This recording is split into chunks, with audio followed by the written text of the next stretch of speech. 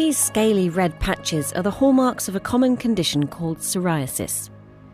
It's a disease involving immune cells. This was discovered by chance when, in the late 1970s, scientists noticed that the immunosuppressive drug cyclosporin can improve the condition. Skin has 3 major tissue segments. The epidermis is composed largely of specialized cells called keratinocytes.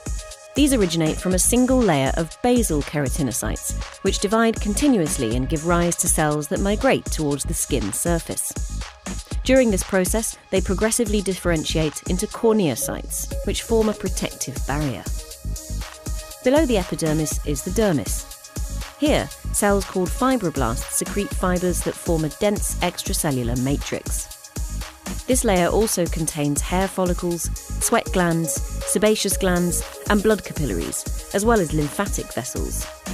These are a major conduit for immune cells such as macrophages, dendritic cells, and T cells.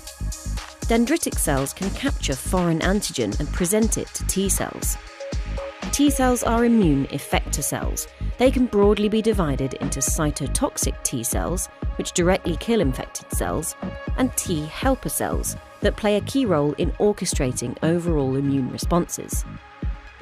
In many ways, the immune pathways that become activated in psoriasis are amplifications of the immune activity of normal skin. However, the trigger for this inflammatory disease is unknown.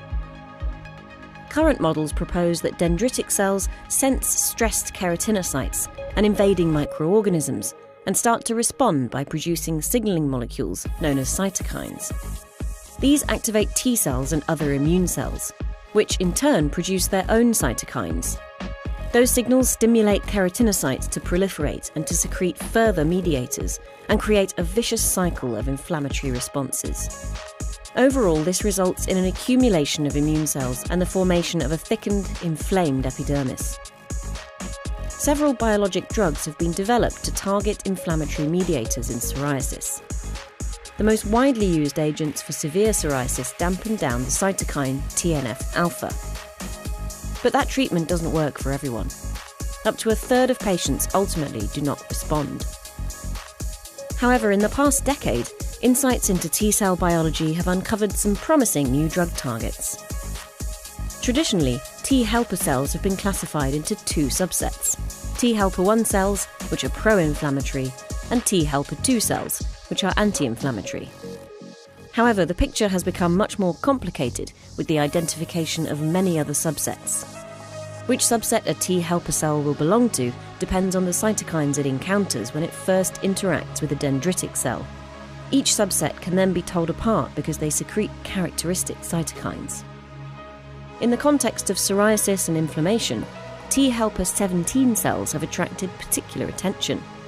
They're part of a group known as type 17 cells because they produce the cytokine IL-17.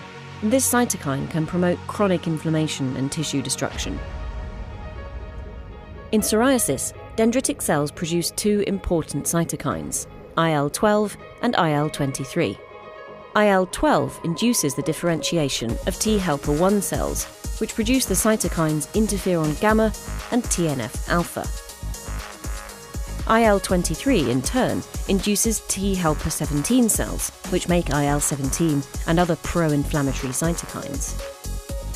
Scientists are now developing a number of biologic drugs that are targeted at IL-17 and other elements of the IL-17 signalling cascade.